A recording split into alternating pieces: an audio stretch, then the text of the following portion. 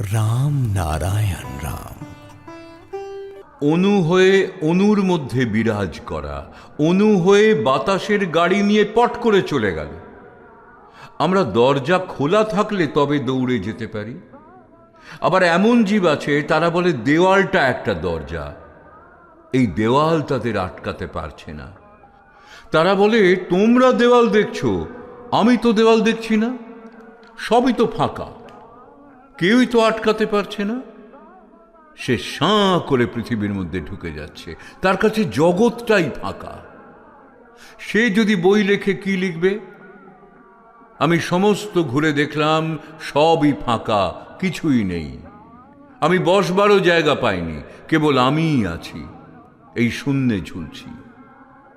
সেই গ্রন্থ যদি তোমরা দেখো, কি বলবে? সব বাজে কথা লিখেছে। কিন্তু সে ঠিকই লিখেছে।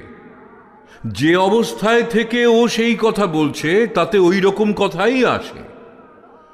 চক্ষু, কর্ণ, নাসিকা, ওর যন্ত্রে যে যে গ্ল্যান্ড আছে, দেহের গ্ল্যান্ড যেভাবে ফুটে আছে তাতে বুঝতে পারছে সব এক।